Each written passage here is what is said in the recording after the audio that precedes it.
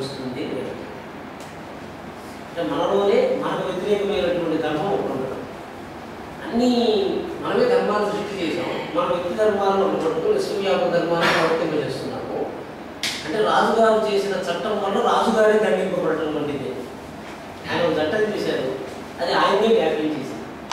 అంటే అధర్వణ వేదంలో, ఋగ్వేదంలో, యజుర్వేదంలో పరమాత్ముడు చట్టం చేసేంత వరకు పరమాత్ముడికి అవకాశం ఉంది. చట్టం చేసేసిన తర్వాత ఆయన వ్యక్తిగా ఆ చట్టం చేతగా దండింపబడేట్టుగా ఉంటే ఇంకా తల్లి భగవంతుడు కూడా రక్షించలేడు.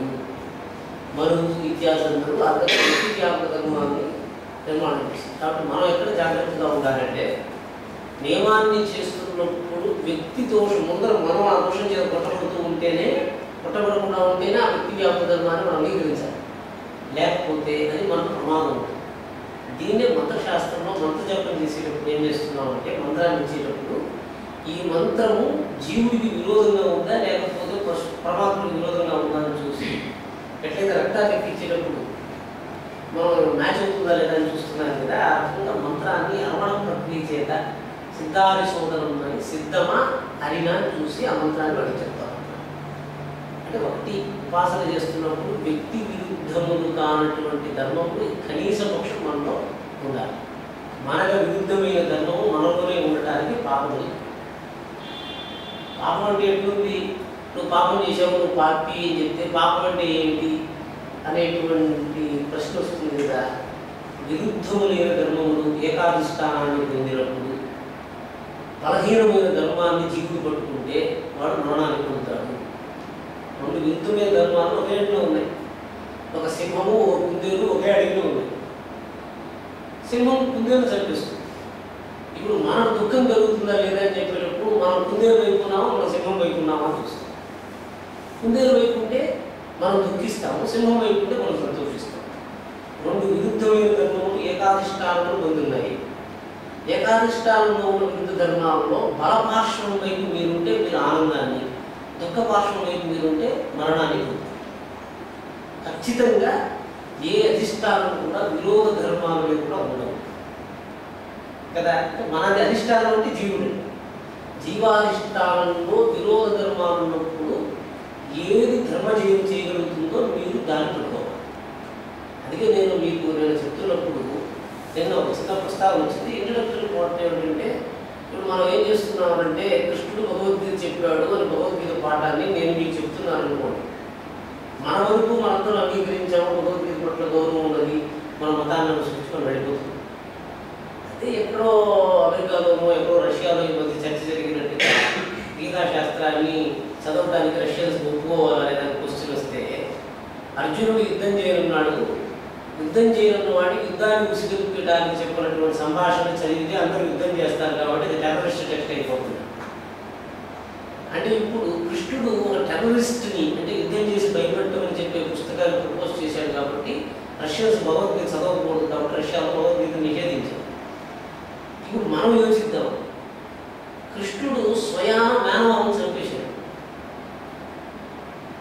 అంటే భగవంతుడు కదా మేనమామను చంపిన వాడు ధర్మాన్ని చెప్తే మీరేం వింటున్నారు, మనం ప్రశ్న వేస్తే మనం సమాధానం చెప్పలేకపోతే మనం ధర్మం అని భావించింది మన విరోధమైంది.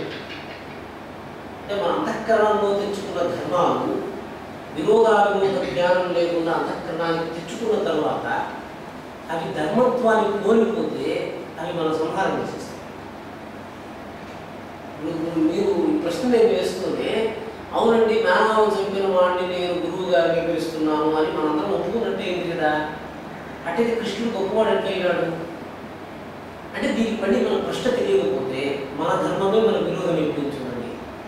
అప్పుడు శాస్త్రం చెప్పింది అసలు మేనమామను చంపడం కాదు, మనం ప్రతిరోజు చేవల్ని, ఏనుగుని, పిల్లుని, కుక్కలను కూడా తెలుసు తెలియకుండా చంపేస్తున్నాం. పంచశూలములు అని అన్నారు. చంపటం తప్పుని ఎవరు చెప్పారు? మనం చేస్తున్న కర్మల నుంచి మనం ఏదో మనం తప్పో పాపుణ్యమో చేసాం. ఆ కర్మ మనల్ని ఉద్బోధ చేసి దుఃఖాన్ని పొందేటట్టుగా చేస్తున్నది అంటే మనం తప్పు చేసాము, అది మన దుఃఖాన్ని ఉద్బోధ చేసేట్టుగా చేసింది అనుకోండి, అది మనం దాన్ని తప్పించుకోలేకపోతున్నాం కదా. ఇప్పుడు కృష్ణుని మనం నిర్ణయించుకున్నాము, ఆ ధర్మాన్ని మనమే సపోర్ట్ చేయలేకున్నాము. ఒక్కటి చెప్పి నేను ముగిస్తాను, మీకు సమయం అయిపోతూ ఉంటుంది. తల్లిదండ్రులు ఇద్దరు నాకు తెలుసు. వాళ్ళిద్దరూ పూర్వం ఎప్పుడు 40 సంవత్సరాల క్రితము ఆ రోజుల్లో గాంధర్వ వివాహం చేసుకున్నారు. గాంధర్వ వివాహం అంటే తల్లి బ్రాహ్మణ కన్య, తండ్రి శూద్రుడు. సరే వీళ్ళిద్దరు చేసుకున్నారు, సంతోషంగా సంతానంతో వచ్చేసింది. ఇప్పుడు ఉన్నటువంటి పిల్లవాడు వచ్చి తండ్రితో చెప్పాడు, మీరు చాలా కాలంగా నా సంబంధం చూస్తున్నారు, మీరు పర్మిట్ చేస్తే నేను మా ఆఫీసులో నాతో పాటు పనిచేస్తున్న ఒక క్రిస్టియన్ అమ్మాయిని పెళ్లి చేసుకోవాలనుకుంటున్నాను అని అడిగాను. ఇప్పుడు తండ్రికి వాస్తవంగా ఇప్పుడు తండ్రి స్థానంలో వచ్చిన తర్వాత కుమారుడు క్రిస్టియన్ పిల్లలు చేసుకోవడం ఇష్టం లేదు. సరే ఆయన నా దగ్గరకు వచ్చాడు, స్వామి ఇప్పుడు మామూలుగా నేను ఎదుటి వ్యక్తికి ధర్మం చెప్పగలిగే స్థితి నాకు పోయింది, కానీ నాకు వాడు చేస్తే నన్ను కష్టపెడుతుంది. చూడండి, ఒకప్పుడు నేను చేసినటువంటి కర్మ ఆ రోజు నన్ను సుఖపెట్టగా ఈరోజు నా పుత్రుడు అంటే ఇక్కడ వర్ణాంతరం అయింది, ఇక్కడ మతాంతరం. ఈయన చెప్పడానికి పోతుంటే పిల్లవాడు చెప్పేస్తున్నాడు, నువ్వు వర్ణాంతరం చేసావు, ఆ రోజు వాడు కష్టపడ్డారు, నేను మతాంతరం చేస్తాను, దానివల్ల కష్టమేమైంది అని అడుగుతున్నాడు. అంటే ఒకప్పుడు మనం చేస్తున్నటువంటి ధర్మమే మనం ధర్మ పరిపాలనకు వచ్చేటప్పటికీ ఆ ధర్మం చేతనే మనం కొట్టేయడం ప్రతిష్ఠిస్తే అది మనకు పాపంగా చెప్పబడింది కదా. ఏదైనా ధర్మమే, కానీ మీరు అనుష్ఠించిన ధర్మం జీవన కాలంలో కానీ కాలాంతరంలో కానీ మీకు ఎదురుగా నిలబడి మిమ్మల్ని ప్రశ్నించే స్థితి రాకూడదు. అపాపానికి ఇదేంటి నిర్వచనం. పాపం కాదు అని చెప్పాలంటే ఏంటి, నువ్వు ద్వేషిస్తున్నావంటే ఆ ధర్మము జీవితకాలం ద్వేషింపబడాలి, ఎక్కడున్నా ద్వేషింపబడాలి. వ్యక్తిలో నేను ద్వేషిస్తాను, మళ్ళీ విశ్వంగా నేను ప్రేమిస్తాను అని చెప్పడానికి నియమాన్ని కల్పించకూడదు. అంటే ఇది మీకు ఉపాసన చేస్తూ అప్పుడే దేవత గ్రహిస్తారు.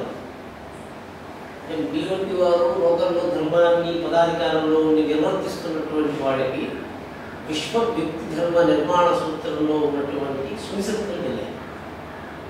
విశ్వధర్మం ఇది విశ్వధర్మము, ఇది వ్యక్తి ధర్మము, ఇది ఇట్లా నిర్మాణం చేస్తున్నాము, నిర్మాణం చేయడంలో మనమే దానికి బలి కాకుండా ఉండేటట్టుగా ఎట్లా చేయాలి, ఇవి తెలిస్తేనే పరమాత్ముడు తన్ను తాను లోకంలో ఉద్ధరించుకోవడం కోసము తనకు విరుద్ధం కాని ధర్మాలతో వేదాన్ని నిర్మాణం చేశాడు.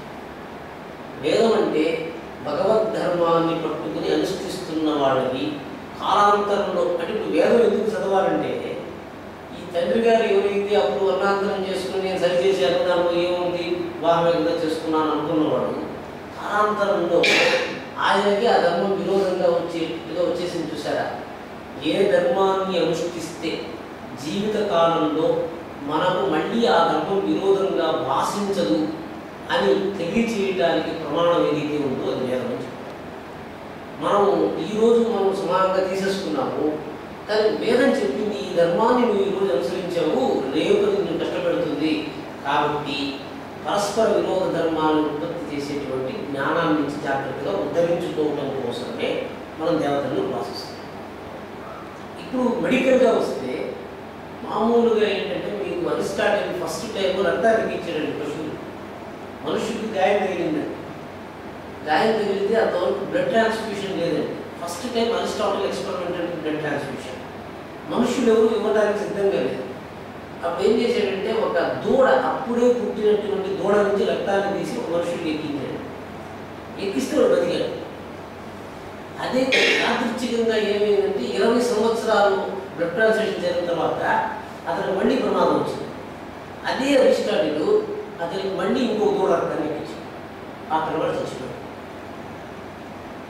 అంటే ఏంటి, దీన్ని కృష్ణుడు ఏం చెప్పాడంటే యోగ క్షేమ, యోగ క్షేమ.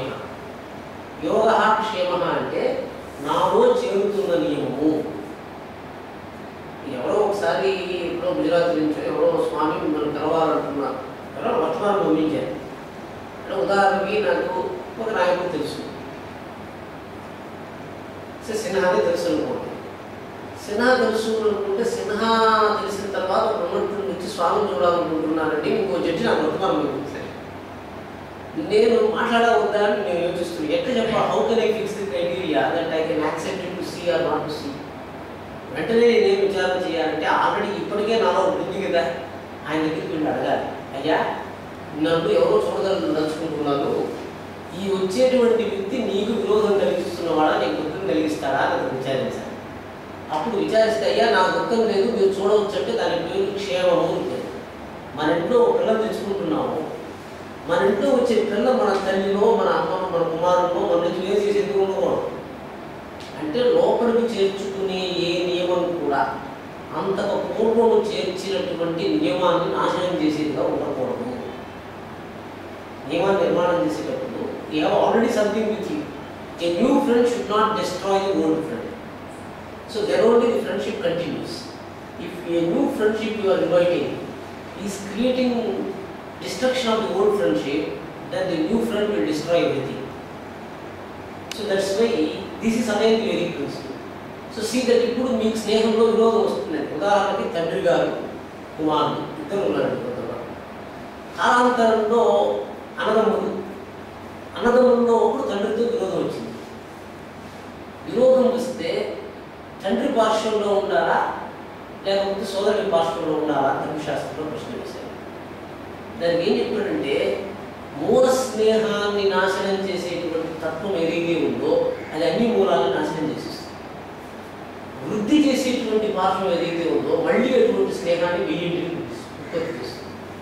తండ్రి స్నేహ వృద్ధి కారకుడు, పుత్రుడు విరోధ కారకుడు కాబట్టి లోకంలో ఎప్పుడు పుత్ర పార్శ్వంలో విరోధం వస్తే పితృపార్శ్వంలో నిలబడాలని ధర్మశాస్త్రం. ఎందుకని అంటే పుత్రుడు ఇంకొక స్నేహాన్ని నాశనం చేస్తుంది.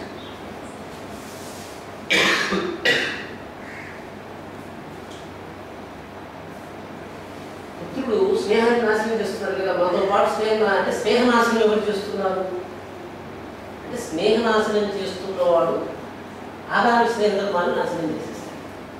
అంటే ఇది మీకు సామాన్యంగా కనిపిస్తుంది. మీరు వెళ్ళి 2-3 రోజుల్లో విచారించే విషయానికి ఇది ఉపయోగపడుతుంది. కాబట్టి మీకు చెప్తాను అంటే మీకు ఈ యొక్క వేదోక్తమైనటువంటి ధర్మం చేత ఈ విచారణ చేయవలసినటువంటిది ఒక రాష్ట్ర స్థాయిలో మీరు చర్చించవలసి వచ్చే సందర్భాన్ని నేను చూపిస్తున్నాను. అంటే దీన్ని గుర్తుంచుకోండి, అది జ్ఞాపకం వచ్చినప్పుడు ఇది మీకు విచారణ ఉపయోగపడుతుంది. అంటే ఇది మనుస్మృతిలో అంటే వేద విరుద్ధం కాకుండా మనం ఎట్లయితే ధర్మ విచారణ చేయగలమో ఇది సూచిస్తుంది. అంటే స్నేహ ప్రతిపాదన అంటే ఎప్పుడు మనం స్నేహాన్నే కోరుతూ ఉండాలి, విరోధాన్ని కాదని వేదం. ఎందుకంటే మీరు స్నేహ పార్శ్వమా విరోధ పార్శ్వమా అంటే వేరు చేసేదాన్ని కూడా ఉండవలసి వచ్చింది అనుకోండి, అప్పుడు విరోధ పార్శ్వం తీసుకోండి. ముక్తులు అంటే మోక్షాన్ని పొందేవాళ్ళు విరోధ పార్శ్వంలోకి వెళ్ళాలి అని ఒక సిద్ధాంతం. అంటే వదిలిపెట్టారు కాబట్టి సంసారాన్ని కోరేవాడు స్నేహ పార్శ్వాన్ని కోరాలి అనేటువంటి ఒక ధర్మం. అంటే స్నేహాన్ని ప్రతిపాదించేటువంటిది వృద్ధిని చెప్పే ధర్మాన్ని మనం పట్టుకోవాలి.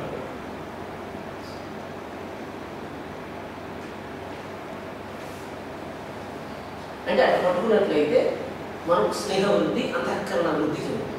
లేకపోతే ఇప్పుడు చెట్టు బెరడు చెట్టునే నాశనం చేసేస్తుంది అన్నట్టుగా ఒక ఆ బెరడు చెట్టు వదిలేస్తుంది, ఎరగొట్టి పారేస్తుంది, పెట్టుకోదు కూడా. ఎందుకు? చెట్టు బెరడు చెట్టు యొక్క వృద్ధిని పెరగలేదు. చెట్టు యొక్క మధ్యలో ఉన్న గుజ్జును నాశనం చేయకూడదు, బెరడనే పెట్టేయాలని చెప్పి రక్షణ న్యాయం. కాబట్టి జాగ్రత్తగా అంటే మీకు సునిశ్చితమైన ధర్మము న్యాయం తెలిసినటువంటి వాడికి దాన్ని గమనించినప్పుడు గౌరవిస్తుంది. అంటే న్యాయశాస్త్ర దృష్టాంతం చూస్తున్నప్పుడు ఆ దృష్టికి మనం గోచరిస్తుంది. ఇది కొంచెం ఉపాసన. నేను మళ్ళీ మీకు అనుకున్నాను, హైదరాబాద్లో చూడవలసి ఉండేది, నేను మర్చాను. అప్పుడు వచ్చినప్పుడు మన రాజమోహన్ గారి విభాగంలో మ్యారేజ్ వచ్చి వెళ్ళిపోయాను. నెక్స్ట్ డే మర్నాడు చెప్పాడు మీరు వచ్చినారని. నేను అక్కడ చెప్పేది I didn't have any work, కలిసిన మీద అని వెళ్ళిపోయాను. అదే మీరు I didn't know that you were there. ముందరంటే అక్కడికి వస్తుంది. నేను 2 days later మీరు వచ్చింది.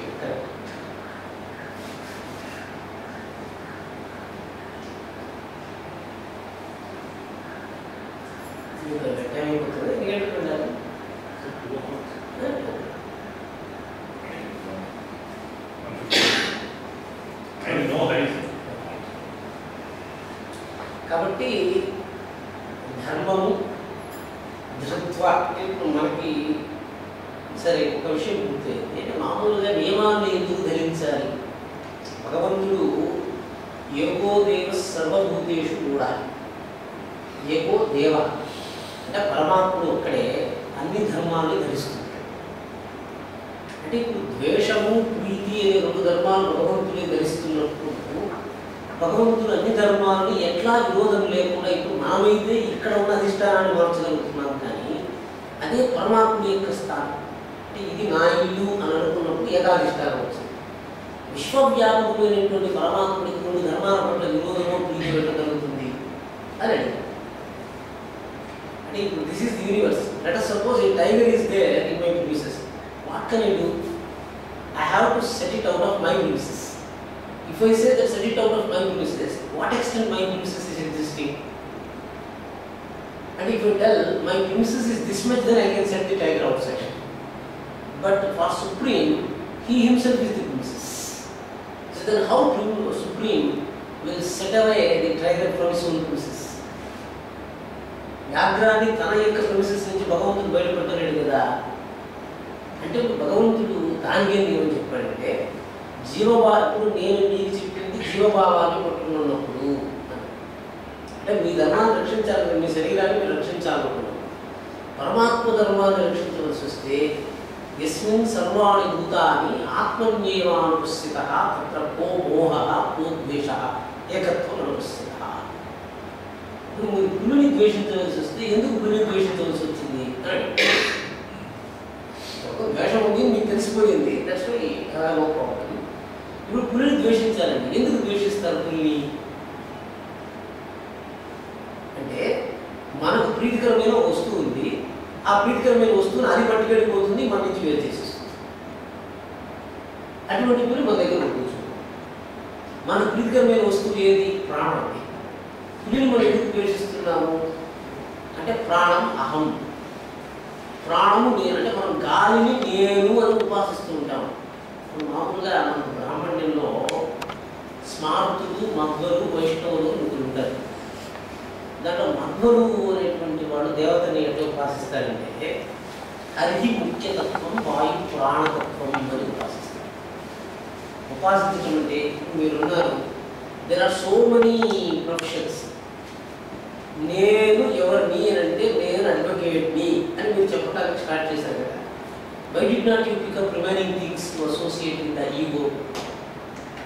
చాలా విషయాలు ప్రపంచంలో ఉండగా వాటిని నేను డాక్టర్ని, నేను ఇంజనీర్ని, నేను ఘటకారుని అని చెప్పడానికి అవకాశం ఉండగా మీరు లోకంలో కొన్ని నియమాలను పట్టుకుని వీళ్ళంతా ఒక గ్రూప్ చేసి నేను అడ్వకేట్ని అని చెప్పారు కదా.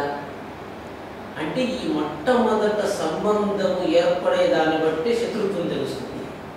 అహంకారానికి లోకంలో మొట్టమొదట దేనితో సంబంధం ఏర్పడింది, దానికి విరుద్ధములైనన్ని అహంకారం శత్రువైంది.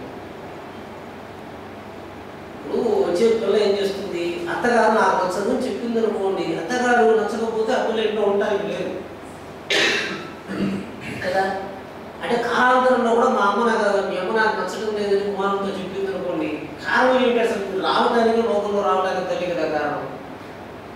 కాబట్టి మాతృధర్మాన్ని ద్వేషించేటువంటి స్పృషత్వము అంగీకరించబడదు. అంటే ఇక్కడ కూడా ఇది మీకు తెలిస్తే ఏమవుతుందంటే మీ ప్రాణశక్తి పెరుగుతుంది. మీరు అడ్వకేట్ నేను పట్టుకునే దానికి ముందర ఒకటి పెట్టారు, నేను ప్రాణాన్ని అని పట్టుకున్నాను. ఆ ప్రాణంలో కూడా మొట్టమొదటి వస్తుంది ఏమి? నేను వాయువుని. ఆ ప్రాణం అంటే ఆక్సిజన్. సో ఎంత ఎక్కువ సార్లు నేనది చెప్తున్నారు, ఐఆమ్ బ్రీతింగ్ అని చెప్పవలసి వస్తే ఏది ఎక్కువ సార్లు చెప్తున్నారండి మీరు? ఐఆమ్ బ్రీతింగ్ అని చెప్పాలి కదా. చూడండి, నేను అడ్వకేట్ జనరల్ని I am engineer first time. So how many times I repeat I am engineer? So now how many times if I have to tell that what I'm doing, I'm breathing అని ఒక్కసారి వదిలేస్తున్నాను. But how many times I'm breathing? So that means మీకు తెలియకుండానే మీరు చేస్తున్న పని ఏది నిరంతరం జాగుతుందో దానికి విరోధములైనన్ని మీకు శత్రువులు. స్పష్టం. అంటే నేను కర్మం చేస్తున్నాను, నేను చేస్తున్న కర్మలో అత్యధికమైనటువంటి కాలాన్ని నా యొక్క జీవితంలో ఏది తీసుకుంటుంది? ప్రాణాన్ని తీసుకోవడమే నేను ఎక్కువ కాలం చేస్తున్నాను. దీంట్లో మళ్ళీ 3 ఉన్నాయి. నేను ఎవరిని అంటే నేను I am inhaling, I am exhaling, I am retaining అని 3 శక్తులు వస్తే వాట్ ఈజ్ యూ చెప్పండి. 3 చెప్పారండి. ప్రాణంలో కూడా 3 ఉపాసనలు. అహం కుంభయామి, అహం శ్వసిమి, అహం నిశ్వసిమి. ఈగోతో చేరుస్తున్నారు. ఇప్పుడు మీరు ఖచ్చితంగా ఈ పొజిషన్ పట్టుకునేటప్పటికి ఎవరైనా కూడా ఇది బాగలేదు, ఇది బాగలేదు, ఇది బాగలేదు, ఇది నేను చెప్పడానికి ఇష్టపడుతున్నాను కదా. ఇప్పుడు మిమ్మల్ని రేపు ఎప్పుడైనా మిమ్మల్ని ఎవరో వచ్చి అడిగారు మీరు ఎవరంటే అంటే నేను ఇది అని చెప్తే మీరు అవనృతి కాదా అని అడుగుతారు. సో మీ దగ్గర ఉన్నటువంటి పెద్ద లిస్టులో ఒకదాన్ని ఇమ్మీడియట్గా చెప్పేస్తారు మీకు తెలియకుండా. ఇప్పుడు వీళ్ళు ఎవరైనా రిటైర్ అయిపోతే నేను రిటైర్డ్ ఇన్స్పెక్టర్ అంటే నేను చెప్పాను అనుకోండి ఒక ఆయన. So why did not tell I'm Srinivas? That means మీరు దేన్ని నేనని అధికారంగా భావిస్తున్నారో మిగిలిన వాటిని త్యజించి దాన్ని చెప్తున్నారు. దాన్ని బట్టి మీకు విరోధం తెలుస్తుంది. మీకు ప్రాణశక్తిలో ప్రాణం తీసుకుంటున్నారు కదా, are you more inhalation or more exhalation or you otherwise retaining? చెప్పండి. అంటే ఇప్పుడు ప్రాణశక్తి 3 భాగాలైంది. 3 భాగాలైతే అవి పంచప్రాణాలు 3 భాగాలైంది. ప్రాణాపాన ఉదార సమాన జ్ఞానాలు 5 ప్రాణాలు. అంటే I'm telling the core principle of not dying. ప్రాణ విరోధాన్ని మీరు చేరిస్తే మీకు మృత్యు వచ్చేస్తుంది. దీనికి దృష్టాంతం ఏంటంటే, అంటే కొంచెం దుష్టమైన ఉదాహరణ చెప్పిన వేదాంత పరిస్థితుల్లో శంకర భగవత్పాదులు చెప్పారు. ఇదే ఉదాహరణ చెప్తున్నాను. రాజుగారి భార్యతో సమాగమం చేస్తే మరణం వస్తుందని సేవకుడికి తెలిసింది. తెలిసినా కూడా రాజుగారి సేవకుడు రాజుగారి భార్యతో ఉన్నాడు. ఎందుకు అని తెలిసినా కూడా ఎందుకు ఉన్నాడు అని అడిగాడు. అప్పుడు అదే చెప్పాడు, నేను వ్యాధిగ్రస్తుని, మధుర పదార్థాన్ని తింటే నేను చచ్చిపోతాను వాడికి తెలుసు. చక్కెర తింటే నేను చచ్చిపోతాను తెలియని వాడు డయాబెటిక్ పేషెంట్. కానీ తెలిసినా కూడా తన విరుద్ధమైనటువంటి కర్మలు చేస్తున్న వాళ్ళందరూ పరవశుడు. మీకు ధర్మం తెలుసండి. మీకు ధర్మం తెలియదు, నేను ధర్మం చెప్పడం లేదు. అందరికీ ధర్మం తెలుసు. కానీ ధర్మము తెలిసిన తర్వాత కూడా ధర్మ విరుద్ధమైనటువంటి ప్రవృత్తి పట్ల ఆకర్షణ కలిగి ఉన్నవాడు ఉన్నారు. వాళ్ళని ఎట్లా మనం రక్షించాలి? అయ్యా నీకు ఆరోగ్యం బాగలేదు, నీకు ప్రమాదం, డాక్టర్ చెప్తున్నాను, మీకు అర్థమైపోతుంది, చక్కెర తినకుండా ఎందుకు ఉండలేకపోతున్నారు అంటే వీళ్ళందరూ విధివశ. వాళ్ళని నువ్వే కాపాడలేదు, వేరే వాళ్ళు కాపాడండి. నిర్బంధించాలి, దండించాలి, కట్టేసేయాలి. వాడు కట్టేసినప్పుడు అంతా కష్టపడుతూ ఉంటాడు కానీ వాడికి మరణం రాదు. అంటే గురుబంధంలో ఉన్నటువంటి వాడికి మరణం రాదు. అందువల్ల అంటే శాస్త్రము మనల్ని బంధించేవి శాస్త్రము, గురువచనము, మాతాపిత్రాలు. వీళ్ళ ముగ్గురు ధర్మ విరుద్ధంగా మనల్ని వెళ్ళలేదు. శాస్త్రం అంటే మనం ఏం చేయాలి? వాడు బంధించినా వాళ్ళ బంధనను ప్రీతిగా స్వీకరించే శక్తి ఉండాలి. వాడు ఇప్పుడు మీకు నేను చెప్పాను కదా, ఈ తప్పు చేస్తున్నాడు, వాడు ఎవరు ఆపుతారండి? వాడు కాన్షియస్ వెళ్ళు రాజపతి దగ్గరికి వెళ్ళు చెప్తూ ఉంటే వాడిని కాపాడగలిగిన వాడు లేడు. అంటే స్వవిరుద్ధమైనటువంటి మరణోద్బోధకమైనటువంటి ప్రాణ వికర్షణ హేతువైనటువంటి ధర్మాన్ని మీకు తెలిసిన తర్వాత వేరే ధర్మం లేదండి లోకంలో. ప్రాణధారణ యోగ్యమైనటువంటి ఇది మంచిదండి, ఇది చెడ్డదండి ఎవరు చెప్తారండి? ఎవరు చెప్పరండి, మీకే తెలుసుకోవాలి. పుస్తకాలు చదువుకుని people like you will not find time to read the textbooks. By itself you should be knowing. నేను తప్పు చేస్తున్నానా రైట్ చేస్తున్నానా మీకు ఎట్లా తెలుస్తుంది? మీకు చేయబడినటువంటి ప్రాణధారణకు విరోధమైనటువంటి తత్వధారణ మీరు చేస్తే మీకు మృత్యు వచ్చేస్తుంది. మీరు ఏం పట్టుకున్నారు? ప్రాణంలో మీరు శ్వాస కాదు. ఎట్లా తెలుస్తుందండి? మీరు బ్రీత్ చేస్తున్నారు కదా, which breathing component is done by you అని. You understand? You are doing, I am breathing, you say, is it inhalation or retention or exhalation is done by you, or 3? Then it is told, inhalation is done by the lungs, exhalation is done by you. That's why your exhalation but not inhalation. అందువల్ల చనిపోయినప్పుడు lungs నింపబడుతుంది కానీ ఖాళీ కాదు. అందువల్ల మరణించినా కూడా శరీరం నీడలో తేలుతుంది. ఎగ్జలేషన్ ప్రాసెస్ మనం చేస్తున్నాం కాబట్టి అహంకారం ఉన్నంత వరకు దేహం బరువుగా ఉంటుంది. Last time I told you, ఒక నీడలో ఈదుతున్నవాడు నీడలో ఈదుతున్నాడు, శవం నీడలో తేలుతూ ఉంది కదా, అప్పుడు బతికిన వాడు ఎందుకు ఈదుతున్నాడు అని నేను అడిగాను. చనిపోతేనే శరీరం నీడలో తేలిపోతూ ఉంది అంటే ఎందుకనంటే అహంకారం ఉన్నంత వరకు ఊపిరి గాలి ఉండనివ్వదు, లోపల గాలి ఉండనివ్వదు. ఊపిరితిత్తులు గాలి తీసుకునే తత్వంతో పనిచేస్తుంది. Inhalation is the mechanical process, exhalation is the life process. అందువల్ల ప్రాణాయామంలో 2 అంశాలు, బాహ్య కుంభకం అంతః కుంభకం అని 2 అంశాలు. బాహ్య కుంభకం అంటే గాలిని లోపలికి రానివ్వకుండా ఎవరు పట్టి ఉంచగలడో వాడు పరమాత్మను తెలుసుకుంటాడు. గాలి లోపల పట్టించినటువంటి వాడు జీవశక్తిని తెలుసుకుంటాడు. అంటే సందర్భం ఎక్స్ప్లోర్ మోర్ అంటే ఇప్పుడు మన శత్రువు ఎవరు అంటే బాగా గుర్తుపెట్టుకోండి. ప్రాణధారణ విరుద్ధం యద్భవతి తత్ అస్మాకం శత్రు. మన మూల శత్రువు ఎవరంటే ప్రాణాన్ని ఈ శరీరంలో ఉండటానికి విరోధంగా చేసేది అటువంటి తత్వాన్ని ప్రతిపాదించే వాళ్ళందరూ మనకు విరోధులు, ఎవరైనా కావచ్చు. అంటే ప్రాణధారణకు యోగ్యమైనటువంటి ధర్మాలకు విరోధమైనవి కూడా మనకు విరోధమే. ఇప్పుడు మీరు ఈ ధర్మంతో చూస్తే లోకంలో మీకు ఎవరు మిత్రులు ఎవరు శత్రువులు తెలుసు. ఇది పరమాత్మ. పరమాత్మ యొక్క శక్తితో శత్రువును చూడటం. అవి categorise a person is enemy to you. మీకేం తెలియదండి, కూడా వాళ్ళు మాట్లాడుతూ శత్రువు కూడా మీ పక్కనే కూర్చుని ఉంటారు. ఇప్పుడు నిన్న మనం తిరుమలకు వెళ్ళాము, ఎవరో ఇద్దరు చూడాలి పరస్పర విరోధమైనటువంటి ఇస్తుంటారు. ఇప్పుడు ఇద్దరు పక్కనే నిల్చుకుని స్వామి నిలబడుకుంటున్నారు. అంటే ఏమైంది, ఇద్దరు పక్కన నిల్చుకుని ఉన్నా కూడా వాడి విరోధం భాషించడం లేదు, కానీ వాడు అంతఃకరణలో విరోధం భాషిస్తుంది మీకు. That means proximity does not indicate friendship. And either in their talking they are not enemies, but in their action they are enemies. శత్రుత్వం చూడాలంటే when they speak only you have to find. In some places you will find the enmity in making themselves not to stay together. శత్రువులు ఎట్లా కనిపిస్తారంటే ఇద్దరు కలిసి ఉండరు అనే కారణం చేత ఒక శత్రుత్వం కనిపిస్తుంది. ఇద్దరు కలిసి ఉంటారు, కలిసి మాట్లాడుకుంటారు, ఒక చోట వాడు శత్రువులు. అంటే శత్రుస్థానము మీకు తెలిసేంత వరకు మీకు శత్రుమిత్రాది జ్ఞానం కూడా లేదు.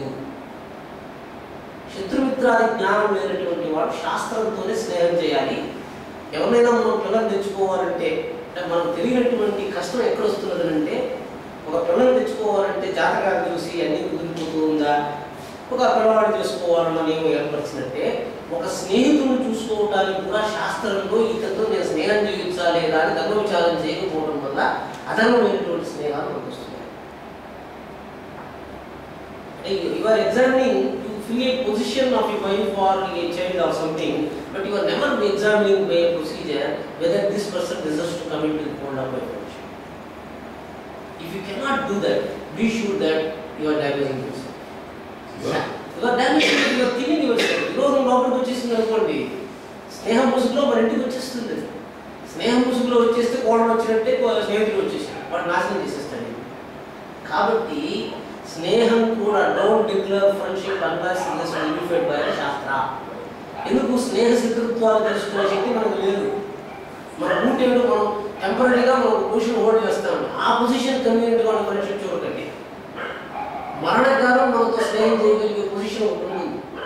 మరణకాల పర్యంతం ఇది మీకు ఇప్పుడు కొంచెం గౌరవంగా ఉండొచ్చు, కానీ it should help you in long time plan. Have to అంటే నేను ఎవరితో స్నేహం చేస్తే నా జీవితకాలం నెరవేరుతుంది చెప్పడం కోసం నేను చెప్పవలసి వస్తుంది.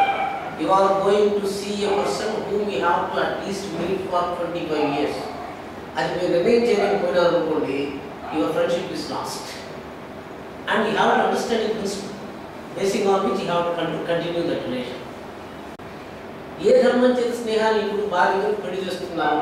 ఒక వేరే పండితుడు ఏం చేస్తాడు, అయ్యా ఈయన గణబంధనం లేదు, ఈయనకి నాడీ యోగం సమానంగా లేదు, లేకపోతే స్త్రీ దైర్ఘ్యం బాగలేదు, ఇవన్నీ ఒక్కొక్క పాయింట్ చెప్తున్నప్పుడు మనం చూస్తున్నాం. విచార కోరింపు స్త్రీ దైర్ఘ్యం అంటే భార్యాభర్తల్లో ఎవరు ముందర చచ్చిపోతారు అని జాతకం చేస్తుంది. భార్య ముందర చచ్చిపోతుంది అంటే హిందువులు ఒప్పుకుంటారు. వాళ్ళు ఎవరో అడిగారు, ఎవరు చచ్చిపోతే ఏమండి, ఎవరో ఒకరు ముందర చచ్చిపోవాలి కదా. Constant is clear. Now we how to fix that what has to happen. when you are making two to stay together, then we have to tell that girl should die first and boy should die next. Is the Hindu basic principle. Why? Because women like to go prior to the husband. But what happens if she dies? Then he told, if wife dies first, then we have no objection. If husband dies first, then we have to see, as long as the need of husband to the woman exists, the husband should not. Death to the ఇది ఎందుకు నేను చెప్పాను అంటే AC అనిపిస్తుంది నియమాలు మనంతా కనిపిస్తున్నాము అంటే 20 వర్గాలు చూస్తున్నాను పెళ్లి చేయాలి అంటే 20 groups are being verified. Mahendra వర్గ అంటారు, గణతంత్రం, దిశ్యవర్గం, భావవర్గం, బాటావర్గం, మేధావర్గం, యోని వర్గం, ఇవన్నీ చూసి వీళ్ళందరికీ ఒకే పంతం వచ్చింది, పెళ్లి చేసుకోవచ్చు చెప్పినట్టుగా. ఇద్దరు స్నేహితుల్ని నియమించాలంటే ఎన్ని వర్గాలు చూడాలి అని. అన్ని వర్గాలని నియమించకుండా స్నేహాన్ని చేసుకుంటున్న వాళ్ళు ధర్మ విరోధమైన స్నేహం చేసుకుంటారు. ధర్మం అంటే మనకు ఆల్రెడీ మన ప్లాన్ గుర్తిస్తుంది.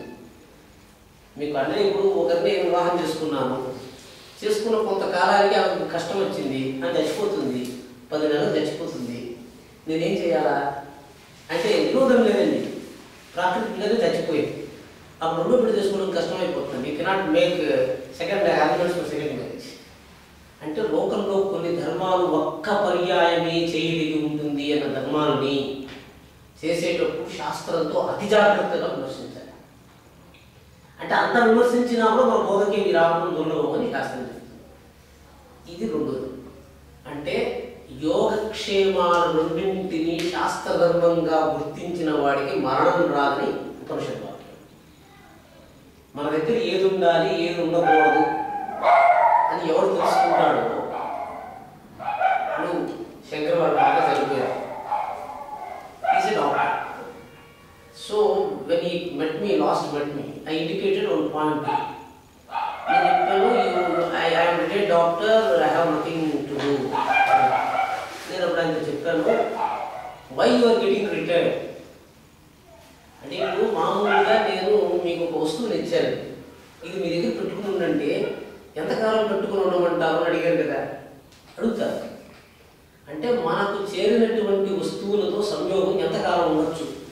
ఏమి ఇచ్చాడు భగవంతుడు మీకు? 14 వస్తువులు ఇచ్చాడు.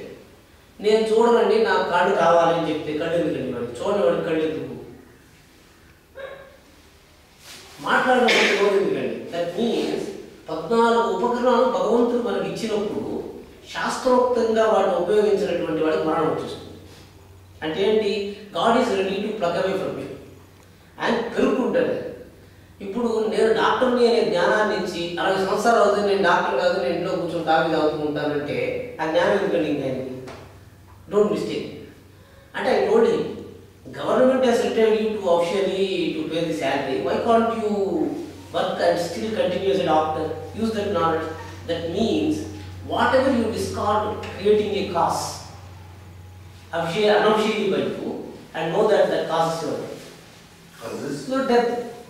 మనం అందరం వరినప్పుడు డెత్ అండి. భగవంతుడు మనకి ఇవ్వగలిగేది మృత్యు నుంచి విముక్తి. మనము ఇంద్రియాలను విడిచిపెట్టడానికి మనమే కారణం చెప్పేస్తే నేను రెస్ట్ తీసుకోవాలంటే ఇంద్రియాలు ఏంటండి. కాబట్టి ఎటువంటి పరిస్థితుల్లో కూడా విశ్రాంత మనసుతో ఉంటామంటే ఇంద్రియాలు వదిలిపెట్టేయాలి. పర్పస్లెస్గా why you carry camera unless capturing images పట్టుకొని కొత్తూ ఉంటే కెమెరా ఎందుకండి. కాబట్టి what to capture and how to capture, when to capture, what not to capture, where are sighs. Now just before I indicated what to capture, what not to capture, ఏది చూడాలి ఏది చూడకూడదు. అంటే అంతఃకరణ విరోధం, అంతఃపూర్వమే స్నేహ వృత్తిని అవలంబించిన వృత్తికి విరోధమైంది ఎవరు చెప్పినా అనకూడదు. మీ బోధలో మీకు వచ్చినా కూడా మీరు ఆల్రెడీ హ్యాపీ అండి, మీకే ఉన్నట్టుండి ఇదేమైనా జరుగుతూ ఉంది అంటే జరగని ఎందుకు తీసుకోవాలి యోచనతో. కాబట్టి అంతఃకరణ నుంచి మీకు విరోధం రావచ్చు, బాహ్యలోకం నుంచి విరోధం రావచ్చు, ఎక్కడి నుంచైనా రావచ్చు. కానీ పూర్వం ఉపస్థితమైనటువంటి జ్ఞానానికి విరోధాభాసాన్ని కలిగించేది పట్టుకుంటే దాన్ని విడిచిపెట్టేలా మీకు వచ్చిన గ్రౌండ్ వదిలిపెట్టి మన ఆకాశాన్ని పట్టుకోలేము కదా. ఏది ఆధారమో దాన్ని విడిచిపెట్టకూడదు. ఇది మన ఉపాసనలో రెండో విషయం. ఉపాసన చేస్తున్నామంటే ఇప్పుడు మీకు చెప్పాను, నేను అడ్వకేట్ని అని మీరు పట్టుకున్నారు కదా, పట్టుకున్న తర్వాత నెక్స్ట్ ఇంకోటి పట్టుకుంటే అది దీనికి విరోధంగా ఉండిందంటే అది చచ్చిపోతుందా ఇది చచ్చిపోతుందా అని చెప్పాలి. అంతేగా మనం పట్టుకున్న పూర్వవృత్తికి విరోధమైన వృత్తిని పట్టుకుంటే ఏది చచ్చిపోతుంది మీరు చెప్పకపోతే మీకు తెలియకుండా ఒక దాన్ని కూడా చంపేస్తాను. మీరే చెప్పేసేయాలి, ఇవి 2 నా దగ్గర ఉన్నాయి, అయ్యా నేను గవర్నమెంట్ ఆఫ్ ఇండియాలో పనిచేస్తున్నాను, నేను ఎలక్షన్లో వెళుతున్నాను అంటే గవర్నమెంట్ చెప్పిందని. రాజుగా ఉండాలనుకుంటే ప్రజల చేత ఎన్నుకోబడాలంటే ప్రజలకు సేవ చేసే స్థానంలో ఉండకూడదు. అంటే వాడు ప్రజాద్రవ్యంతో జీవించేవాడుగా ఉండకూడదు. అప్పుడు వాడు ఏం చేయాలి, దీన్ని విడిచిపెట్టి దాన్ని పట్టుకోవాలి. అది నిర్ణయం చేసుకోలేకపోయినాడు అనుకోండి, ఒకదాన్ని ఒకటి కొట్టేస్తాయి. So that's why one must be again careful. దీన్ని ఏం చెప్పాడు, అగచిత్తం సమాధానం నశక్నోషి మయి స్థిరం అభ్యాసయోగే నతతో మానుచ్ఛాప్తం ధనంజయ. మీకు ఆ శక్తి ఉండదు, మీకంటే సంసారం ఎవరికి ఇటువంటి శక్తి ఉండదు. అటువంటిప్పుడు అభ్యాస యోగం చేత బలవంతంగా మీ యొక్క ధర్మాన్ని మీకు ఉద్బోధ చేసి, అంటే ఆరంభంలో ఏర్పడిన ధర్మాలు స్నేహ ధర్మాలు, ప్రాణధారం ప్రధానమైంది, ప్రాణధారం తర్వాత ప్రధానమైంది మాతాపిత్రాదులు, ఇట్లా మన ఉపాసనా ద్రవ్యాన్ని ప్రారంభంగా చెప్పుకుంటూ ఆ క్రమంలో విడిచిపెట్టే గుర్తు నేను సమంగా ఉంటాను అనుకుంటే అది మన విరోధ ధర్మాన్ని తెలుస్తుంది. సంవత్సరాలు మనం అంటే దట్స్ వాట్ మన రామమోహన్ రావు గారు వచ్చినప్పుడు what I was mentioning him was those people while uttering a sentence use the first person. They are ultimate. A judge utters the judgment by using the first person, not the third person. No government official is permitted to use the first person in his note. Always all the language used by the government official should be the third person, because he has no right to claim the kartrutva of his own sentence. మనం note draft చేస్తున్నప్పుడు government అడిగిందండి, so నేనే I wanted to go to some camp, I want to go to camp అని మీ అని చెప్పి I should not have to note. I told system wellness has to go to some place and this is the condition, so permit, authorities May permit.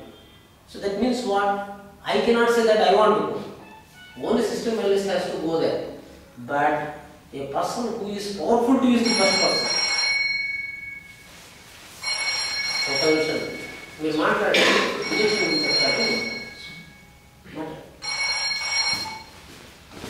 I mean to say we are not entitled to use first person in your language means we are not ultimate. ఇది మళ్ళీ మనకు అర్థం కాదు. First person ఎవరు వాడి మాట్లాడతాడో వాడు రాజండి, ఎవడు third person వాడతాడో వాడు రాజు కాదు. ఇది బాబు, అందుకే సెల్ఫ్తో ఎవరు అసోసియేట్ చేస్తున్నారో వాడు రాజు అవుతాడు. ఎవడైతే సిస్టమ్ అందిస్తున్న రాజు చేయదలుచుకున్నాడో వాడు రాజు కాదు కదా. ఎవడు ఇంజనీరింగ్ రాజు తెలుసుకున్నాడో వాడు రాజు కాదు. అంటే an idea which does not get associated with ego never elevated to the supreme. అంటే సెల్ఫ్తో అసోసియేట్ చేసేటువంటి ఏదైతే ఉందో అదే మిమ్మల్ని పరమాత్మ దగ్గరికి తీసుకువెళ్తుంది. వృత్తులతో అసోసియేట్ చేసింది లోకానికి తీసుకువెళ్తుంది కానీ భగవంతుడి దగ్గరికి కాదు.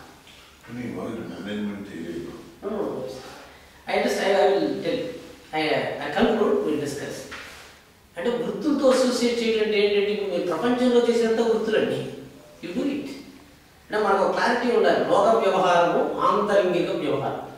లోపలంతా సెల్ఫ్తోనే డీల్ చేయండి. తపస్సు చేసేటప్పుడు సెల్ఫ్తోనే జరుగుతుంది. ఇప్పుడు భగవంతుడు నేను అని లోపల ఉండాలి, అది చెప్పాడు. Speak like man, think like God is Jesus saying. మనుష్యుడి మాదిరి కర్మ చేయడు, భగవంతుడి మాదిరి చింతించాలని. సో ఎంటన్నది యువర్ గాడ్. ఎందుకని దేహో దేవాలయ ప్రోక్త జీవో దేవ సనాతన తజ్జిజ్ఞాస నిర్మాల్యం సోహం భావేన పూజకి. ఇప్పుడు మనం గరుడ సేవకు వెళ్ళాము, స్వామి ముందర నిలబడ్డామండి. What we have to take from there అంటే అక్కడ పరమాత్ముడు ఉన్నాడండి, ఇక్కడ నేనున్నానండి. వెళ్ళాను, చూశాను, ఏమొచ్చిందండి లోపలికి? I captured the image of the God. అంటే మనలాగే చెప్తూ వెంకటేశ్వర స్వామి విగ్రహం కొండ మీద ఉంటుంది. నేనేం చేశానంటే కొండ మీద తిరిగి వెంకటేశ్వర స్వామి పోని ఒక విగ్రహాన్ని కొనుక్కుని మా ఇంట్లో తెచ్చిపెట్టుకున్నాను.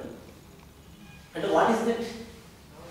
దట్ మీన్స్ వెంకటేశ్వర స్వామి వంటిది నా ఇంట్లో ఒకటి ఉండాలి అని నేను అనుకుంటున్నాను. చూడండి, సరే ఇంట్లో తెచ్చిపెట్టుకున్నాడండి. ఈ ఇంటికి ఇంకా రాలేదండి. వెంకటేశ్వర స్వామి వంటిది మీరు గృహానికి తెచ్చిపెట్టుకున్నారు. గృహానికి తెచ్చిపెట్టుకుంటున్న దాన్ని అంతఃకరణంలో తెచ్చిపెట్టుకోవాలండి. మళ్ళీ అంటే ఎన్ని రోజులు వెళ్ళి వెంకటేశ్వర స్వామి చూసి వస్తూ ఉంటారండి?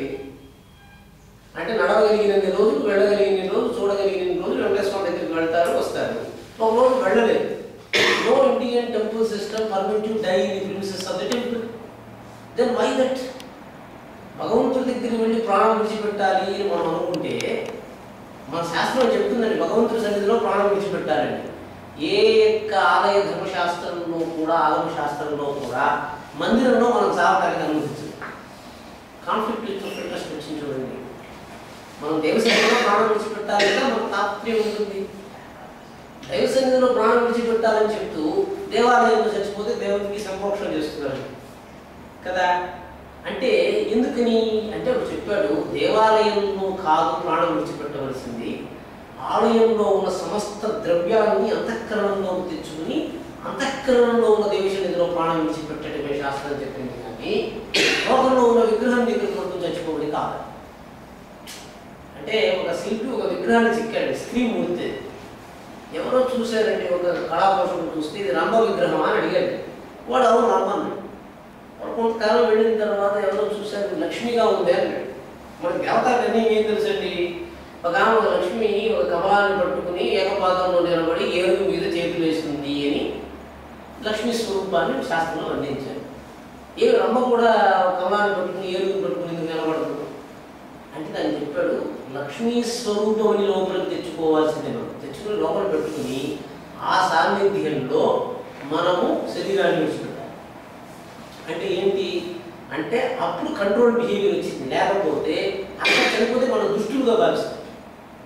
లోకంలో వెంకటేశ్వర స్వామి సన్నిధిలో చచ్చిపోతే మనం దుష్టులు అయిపోతామండి. ఎందుకని స్వామివారికి ప్రక్షాళన చేయాలంటే 30 లక్షల రూపాయలు ఖర్చు అవుతుంది. అందరూ నిందిస్తాం. ఒక్కసారి స్వామివారికి ప్రక్షాళన చేయాలి, వెంకటేశ్వర స్వామికి ఎవరో ఒకటి పోయి అంటే మామూలుగా మనం చెప్పం. మందిరంలో వెళ్ళారు, ఒక అమ్మాయి బహిష్ట అయిపోయిందండి. ఇప్పుడు అది పాపం అండి. మందిరంలో వెళ్ళి మందిరంలో బహిష్ట అంతకుముందు ఆమె బహిష్ట కానీ ఆమె తిరిగి మందిరంలో పడితే బహిష్ట అయిపోయింది. స్వామివారి సన్నిధికి వెళ్ళి బహిష్ట ఏం చేస్తారు అడిగి శాస్త్రం. వాస్తవంగా స్వామి ప్రక్షాళన చేయాలి. అది నేను మళ్ళీ ఇంకా ఒక ప్రశ్న మీకు అర్థమైతే అంటే మనం ఎంత జాగ్రత్తగా వ్యవహరించాలి అంటే మన దోషాన్ని పరమాత్ముడికి చేర్చకుండా చేయాలి. ఇప్పుడు ముందర అడగాలండి, బహిష్ట అయితే ఎందుకు స్వామి దగ్గరికి వెళ్ళకూడదని అడిగారండి. అమ్మవారి బహిష్ట అవుతున్నారు కదా, అమ్మవారు బహిష్ట అవుతున్నారు. అయితే అమ్మవారిని మనం చూస్తున్నాం, బహిష్ట అయినప్పుడు కూడా మనం చూస్తున్నాం అమ్మవారు. అటైతే ఎందుకు వెళ్ళకూడదు అని అంటే స్త్రీకి అది దుఃఖకాలం ఉండేది. బహిష్ట దుఃఖంతో వెళ్ళినప్పుడు భగవంతుడి దగ్గరికి వెళితే భగవంతుడి మీదే స్త్రీకి ద్వేషం వచ్చేస్తుంది. మనలో దుఃఖం ఉన్నప్పుడు భగవంతుడి దగ్గరికి వెళ్ళామనుకోండి, ఆ దుఃఖం తనగా భగవంతుడు దాన్ని తెలుసుకోలేకపోతుందట. కాబట్టి తన దుఃఖాన్ని భగవంతుడి మీద ఆలోచన చేస్తే జీవితకాలం అంతా భగవంతుడి మీద ద్వేషం వచ్చేస్తుంది స్త్రీ. ఎప్పుడు కూడా పరమాత్ముడి యొక్క దర్శన కాలము శాంతి కాలమే కానీ దుఃఖకాలం కాదు. అంటే ఒక్కసారి పరమాత్ముడి వల్ల సుఖబోధం జరిగింది అనుకోండి, ఆ తర్వాత పరమాత్ముడి వల్ల దుఃఖబోధం కలగదు. అంటే first time when you make a friendship, that should not cause you pain. If it causes you pain, you will be confused to find that whether this or that is causing you pain. దేవుడు చూడటం వల్ల నాకు కష్టం వచ్చిందని మీరు అనుకోకూడదు. మీకు అక్కడంటే ఇప్పుడు కొండకు వెళుతూ ఒకరు చచ్చిపోయారండి, వెంకటేశ్వర స్వామి దగ్గరికి వెళ్తుంటే చచ్చిపోయామన్నారు. అప్పుడు ఏమైంది, వెంకటేశ్వర స్వామికి ద్వేషం వచ్చేస్తుంది. అక్కడో వెళుతూ చచ్చిపోతే ఆ పని మీద మనకు ద్వేషం వచ్చి అర్థం చేయకుండా ఆపేస్తామా? అంటే మీకు చాలా క్రితం నేను చెప్పాను, ఎవరో ఒక వ్యవసాయదారుడు నాతో చెప్పాడు, నేను పూర్తి చేస్తున్నాను. ఒక ఆయన చనిపోయాడు. ఆయన చెప్పాడు, ఏమంటే స్వామి మీరు ఏం అనుకోకండి, చంద్రశేఖర్ రెడ్డి గారిని ఒక ఆయన నెల్లూరు నుంచి ఒక ఆయన చూడటానికి చాలా రోజులు నా దగ్గరికి వచ్చి, స్వామి మేము అన్ని దేవుడిని పూజించేదంతా వదిలిపెట్టేసాము, మీరు చెప్తే మళ్ళీ చేస్తాము అని అన్నారు. నేను అప్పుడు ఆయన అన్నాను, ఎందుకండి దేవుని పూజ చేయడం వదిలిపెట్టేశారంటే, ఏం లేదండి చాలా రోజులు దేవుని పూజ చేసాము, అయినా మా అన్నగారు చచ్చిపోయారండి, ఆయన మా అమ్మను కాపాడలేదు, అందువల్ల దేవుని పూజ చేయడం వదిలిపెట్టేశారు అన్నారండి. నేను అప్పుడు ఆయన అడిగాను, చాలా రోజులు భోజనం చేస్తున్నారు కదా, భోజనం చేసిన అన్నగారు చచ్చిపోయారంటే ఎందుకు అనుకోలేదు అని అడిగాను. మీరు భోజనం చేస్తున్నారు, అన్నగారు చచ్చిపోయారు, స్నానం చేస్తున్నారు, అన్నగారు చచ్చిపోయారు, పూజ చేస్తున్నారు, అన్నగారు చచ్చిపోయారు, everything is happening, but why you are conveniently associating this pain with God అండి. So you must see that never the pain is associated with the God, then only God becomes more secure for you. ప్రయత్నపూర్వకంగా మీరు భగవంతుడితో దుఃఖం associate చేస్తే ఇంకా మీకు లోకంలో సుఖపెట్టే వస్తువు ఉండదండి. బాగా గుర్తుపెట్టుకోండి, భగవంతుడి పట్ల మీరు ఎటువంటి మలినాన్ని చేర్చకూడదు.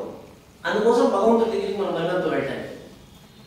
మన భగవంతుడికి కాదండి, మనం associating pain with the God, what happens to you? Whenever you think of the God, you will get the pain as the remembrance. నిన్న మీకు చెప్పాను, ఇప్పుడు చూడండి, దుఃఖము పదార్థం లేకుండా ఉద్బోధం వచ్చేస్తుంది. ఎస్టర్డే ఐ వాస్ మెన్షనింగ్,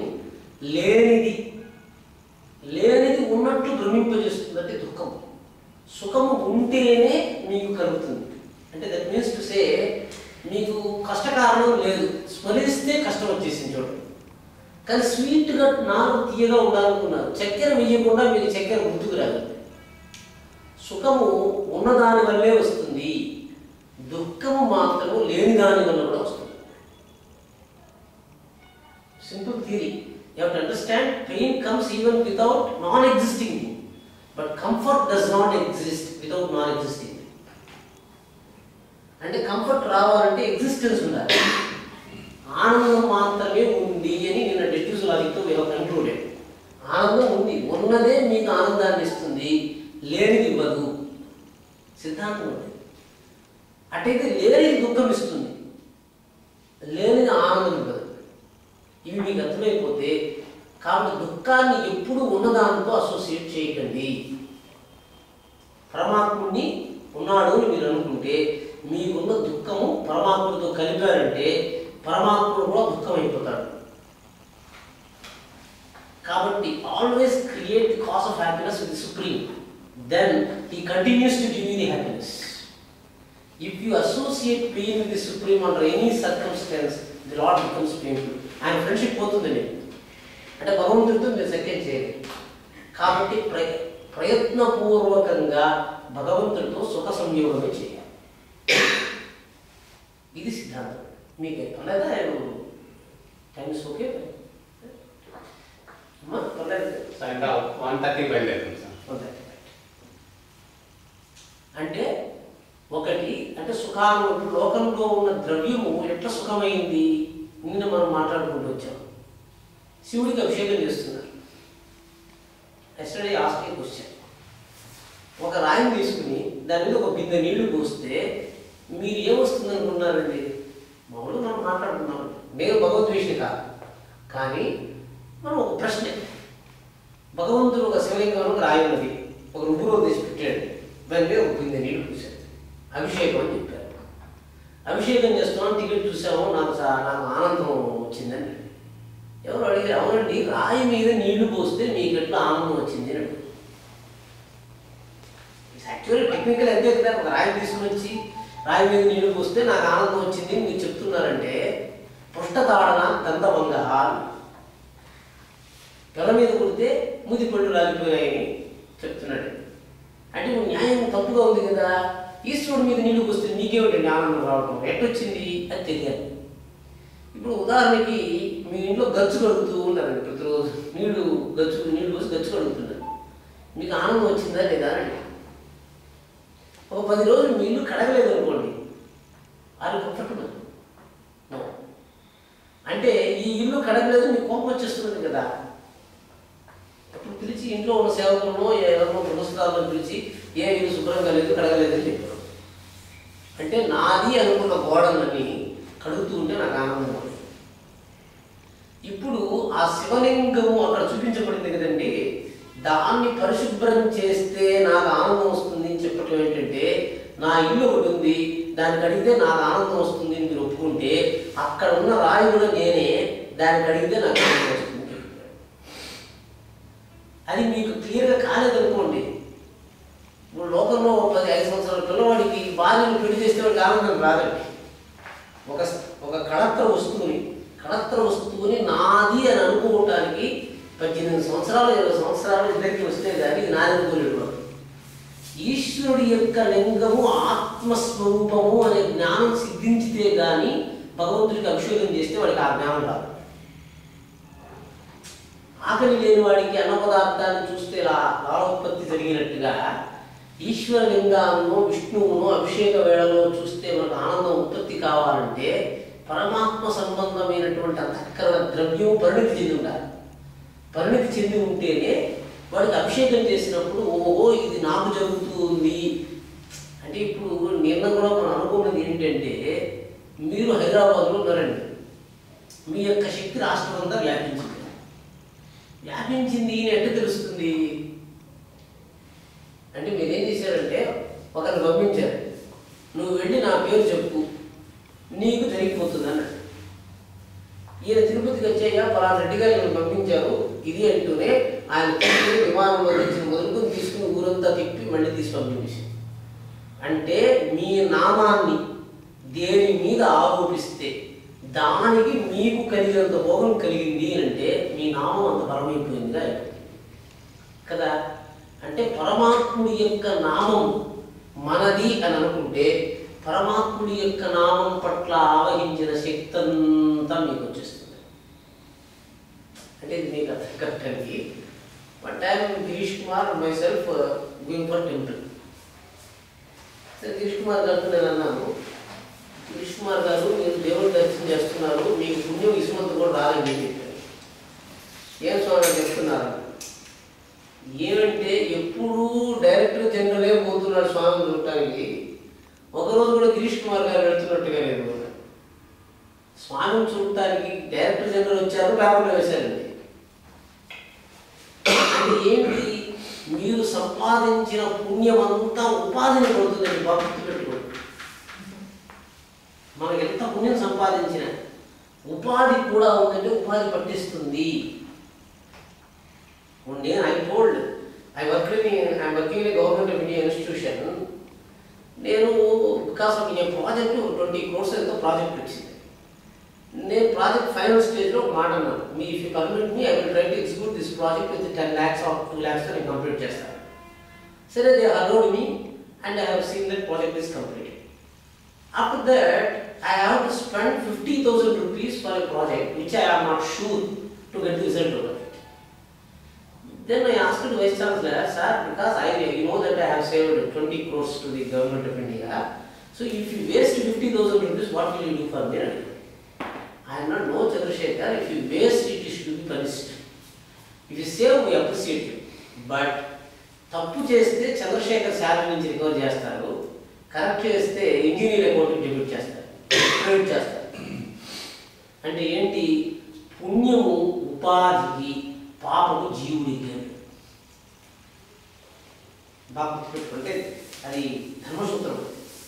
ఎక్కడ కూడా పుణ్యకార్యముల యొక్క ఫలమన్నీ ఉపాధిని చెందుతాయి, పాప కార్యముల యొక్క ఫలము జీవుడిని చెందుతాయి. చూడండి, if you do right, everybody will appreciate Advocate General is doing good. If you do wrong, immediately social రెడ్డిగా సరిగా చేయడం లేదని పనిష్ చేస్తారు. అంటే ఏంటి, గొప్పదనం అంతా ఉపాధి గడిపోతున్నది, దోషం అంతా నామానికి వచ్చేస్తుంది. చూడండి, అంటే ఏమైంది, పాపము చేయకుండా ఉండటం చేత జీవుడును, పుణ్యం చేయటం చేత ఉపాధిని ఉద్ధరింపబడతాయి. అంటే మనం ఎంత జాగ్రత్తగా పాపకర్మలను ఉద్ధరింపబడుతూ ఉంటామో అప్పుడు నామం గొప్పదవుతూ ఉంటుంది. నామశక్తి జీవుడికి అంటే జీవుడికి పుణ్యంలో భాగం అనేది ఎప్పుడు గుర్తుపెట్టుకోండి. ఎటువంటి పరిస్థితుల్లో కూడా జీవుడికి పుణ్యంలో భాగం లేదు. పాపంలో భాగం ఎవరికి? జీవుడికి. అదే రకంగా పాపము పరమ ఉపాధిని పట్టదు. ఇప్పుడు system analyst has done wrong అంటే నెక్స్ట్ సిస్టమ్ అనలిస్ట్ ప్యూర్గా ఉన్నాడు. చూడండి, ఒక ఇంజనీర్ తప్పు చేశాడండి, ఆయన పెరికేస్తున్న ఇంజనీర్ తప్పు చేశాడు, ఆయన ఇంజనీర్ చెప్పటం లేదు కదా. అంటే ఉపాధులు పాపాన్ని పట్టవు. వేదవాక్యం అండి, నేను వేదవాక్యాన్ని చెప్తున్నాను. అంటే ఏమిటి, జాగ్రత్తగా ఉండాలి మనం that's what I was also not knowing అని చెప్పిన తర్వాత నాకు బోధ వచ్చిందండి. పాపకర్మలని మనం ఉద్ధరించుకుంటూ ఉండాలి. నేను పుణ్యం చేశాను కదా అనే ధైర్యంతో ఉపాధివశంగా చేసినటువంటి పుణ్యాన్ని జీవుడికి ఏమాత్రం సంబంధం లేదు. కాబట్టి మీరు ఎన్ని పుణ్యకర్మలు చేసినా, జీవుడిగా చేసినా కూడా, జీవుడిగా చేసినా పాపరాహిత్యమే స్వర్గగమనానికి ఉపయుక్తం కానీ పుణ్యం కాదు. పాపరాహిత్యంగా ఉన్నటువంటి ఏంటి? మీకు విరోధం లేకుండా ఉన్నటువంటి అంతఃకరణాన్ని కలిగి ఉండడం. మీరు పాపం చేయలేదు మీకు ఎట్లా తెలుస్తుందంటే, ప్రతిరోజు భగవంతుని ముందర కూర్చుని ఒక్కసారి మీరు స్మరణ చేస్తే నాకు ఎవరన్నా శత్రువులు ఉన్నారా, ఎవరన్నా నన్ను కష్టపెట్టే వాళ్ళు ఉన్నారంటే గుర్తొచ్చారంటే మీరు పాపం చేస్తున్నారు. ఇంకెవరు చెప్పాల్సిన పని, వెంటనే వీడు నా శత్రువులు కాదు అని మీరు పరమాత్మకు చెప్పాలి. చెప్తేనే అది నశిస్తుంది. లేకపోతే లోపల అంతఃకరణ ద్రవ్యం చేత శత్రువులు చేరిపోతారు. You understand? By killing a person in the world you can exclude the enemy, but a enemy who is inside the mind cannot be killed by any procedure but by praying to the God.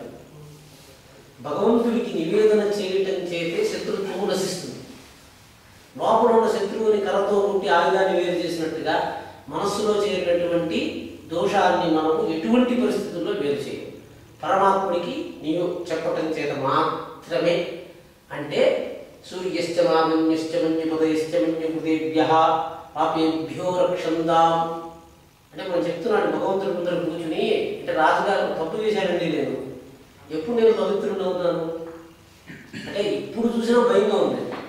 రాజుగారు రమ్మంటూనే ఈ పాపం గురించి ఆయన ఏమన్నా అడుగుతాడేమో భయం వస్తుంది. మనకి తప్పు చేసేసాం కాబట్టి.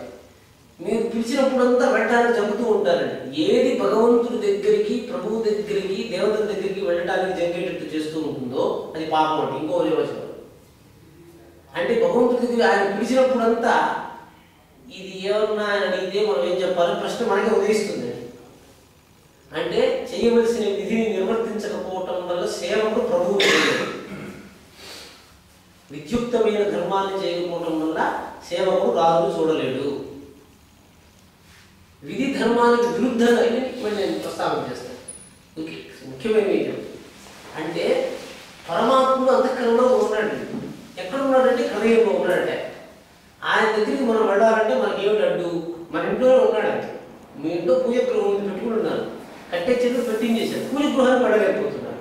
ఎందుకని? లోకంలో తిరిగే పని ఉంది, దేవుడి దగ్గరికి వెళ్ళాల్సిన పని లేదని కారణం ఉంది.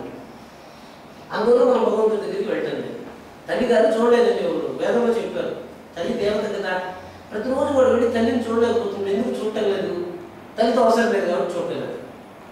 అంటే కారణం లేదు, తీరిపోయింది కాబట్టి మా అమ్మని ఎందుకు చూడాలి వాడు తోసిస్తూ ఉంటాడు. కానీ వాడి మనస్సులో వాడి తల్లి దగ్గర పాల్గొనే జ్ఞాపకం ఉంది కదా, ఆ జ్ఞాపకం వాడికి పాపంగా పరిగణిస్తుంది. ఆ జ్ఞాపకాన్ని వాడు మర్చిపోతే వాడికి పితృఘాతకుడైన పుత్రుడు పుడతాడు. అంటే తల్లి దగ్గర స్తన్యం తీసుకున్నటువంటి సంతతి తల్లి స్తన్యం తీసుకున్న విషయాన్ని మర్చిపోతే వాడికి కలిగేటువంటి సంతానం వాడికి అంటే పితృఘాతులు అంటే తల్లిదండ్రులు ఇద్దరినీ పితృశక్తులతో వ్యవహారం చేస్తారు. మాతాపిత ఇత్యు పితరౌ అని చెప్తారు.